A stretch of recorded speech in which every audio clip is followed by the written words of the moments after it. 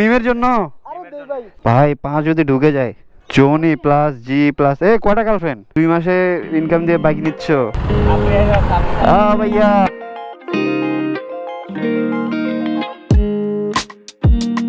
5টা বেজে 28 মিনিট। ওরা আমার জন্য অনেকক্ষণ ধরে ওয়েট করতেছে। সাজ্জাদ আজকে আসবে কিনা জানি না, বাট সাকিব এবং আপন ওয়েট করতেছে মাঠে। আর ওই ছোট ভাইটা যে আপন, ও বাইক কিনে এসেছে নতুন জিক্সার মনোটন, জানি না কোথায় আছে, মাঠে থাকার কথা। অনেকক্ষণ ধরে ওয়েট করতেছে ওরা। এই যে সামনে, মেবি হ্যাঁ সামনেই।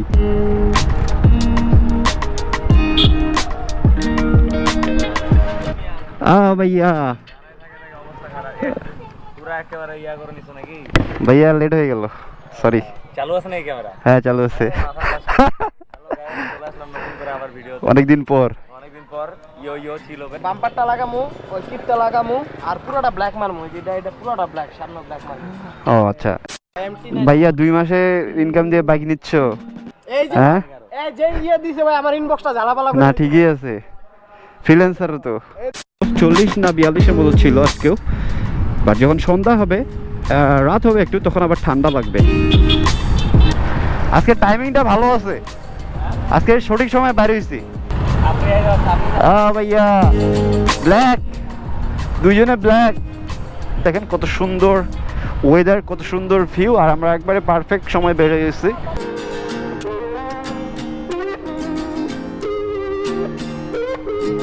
সাজ্জাদ আসতেছে, এই জন্য আমরা আস্তে আস্তে রাইড করতেছি। ও কেবলমাত্র বের হলো, জানি না আমাদের সাথে জয়েন করতে পারবে কিনা। বাম্পারটা লাগাইনি ও তাড়াতাড়ি।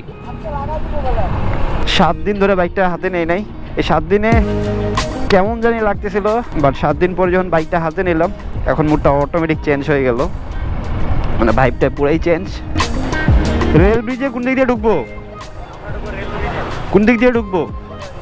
সোজা। গাইস দেখেন আজকের ওয়েদারটা কিন্তু পুরাই জোস, পারফেক্ট একটা সময় আজকে আমরা বেরিয়ে পড়ছি। বাট আজকে বাইকের সংখ্যা অনেক কম। সাজ্জাদ আসলে আরো ভালো হতো, সাজ্জাদকে মিস করতেছি। সাজ্জাদ নাই,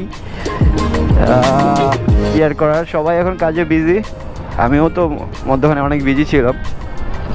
আর আপনার বাইকটা নতুন যেহেতু, ও বাইকটা ব্রেকিং পিরিয়ড চলতেছে, সো বাইক ওইরকম টানতেছে না। ব্যাক করার সময় অবশ্য আমি বাইকটা রাইড করব। এইদিকে আজকে যাব আমরা রেল ব্রিজে। ও ভাই,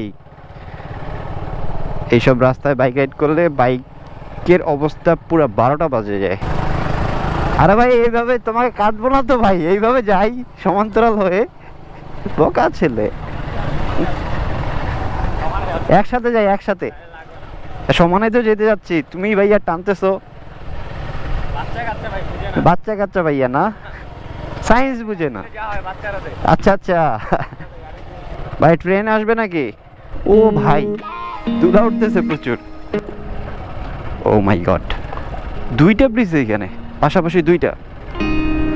আর এই যে নদীটা, আর আমরা ওই দিকে আসতাম, ব্রিজটার সোজা উত্তর দিকে। হ্যাঁ উত্তর দিকে আমরা কিন্তু আসতাম আগে রেগুলার, ঠিক ওই সাইডে। ভাই 5 যদি ঢুকে যায় শেষ। গাইস দেখেন,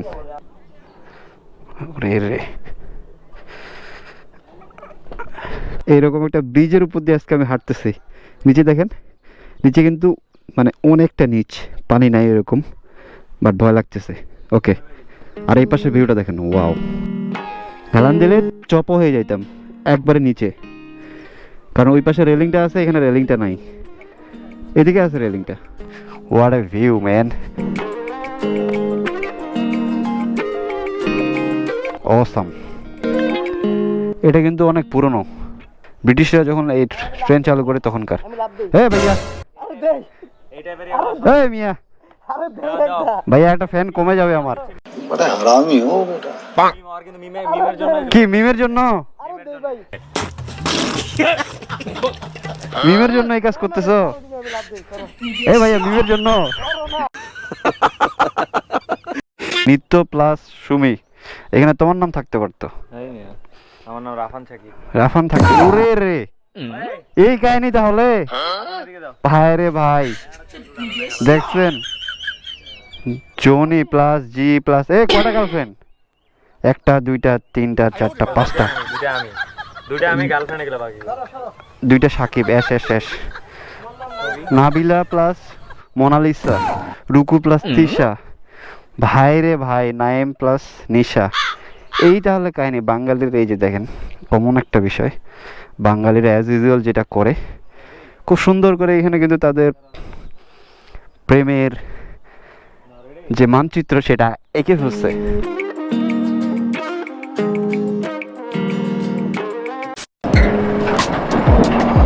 এইটা কি অবস্থা গাইস, খুব বাজে হয়ে আছে এই ব্রিজটা।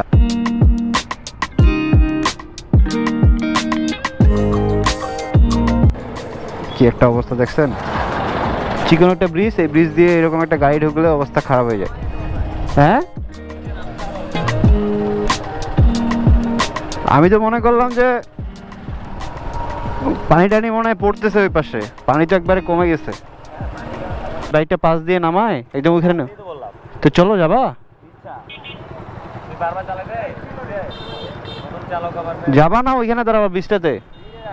চলো ওইখানেই দাঁড়াই, সময় নাই যেহেতু। আর গাইস আমরা কিন্তু ওই ব্রিজটাতে ছিলাম, ওইটাতে, ওই ব্রিজ থেকে এখন এই পাশে আসলাম।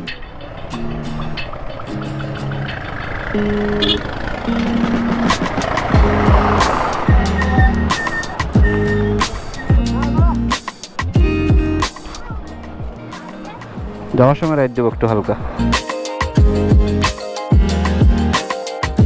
ছোট ভাইয়ের বাইকটা একেবারে নিউ, মাত্র 238। নতুন বাইক, রাইড করার মজাটাই আলাদা। হ্যালোজেন লাইটটা এখনো আছে ওর, মেবি এটা পরে চেঞ্জ করবে।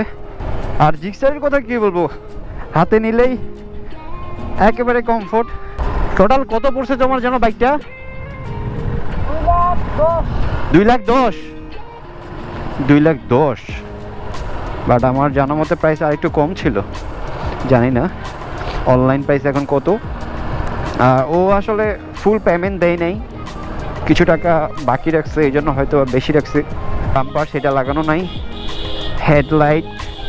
হেডলাইটে চেঞ্জ করবে, এলইডি লাগাবে। তারপরে হচ্ছে হর্নটা, এটা এই যে দেখেন মনে হচ্ছে যে এটা ছোটো বাইক যাচ্ছে পিছন থেকে। যখন একটা এই মিড রেঞ্জে রাইড করব, যখন এইরকমভাবে 35 বা 40 স্পিডে রাইড করব, তখন বাইকটার সাউন্ডটা এত স্মুথ শোনা যায়, মানে অন্যরকম একটা ফিল পাওয়া যাবে।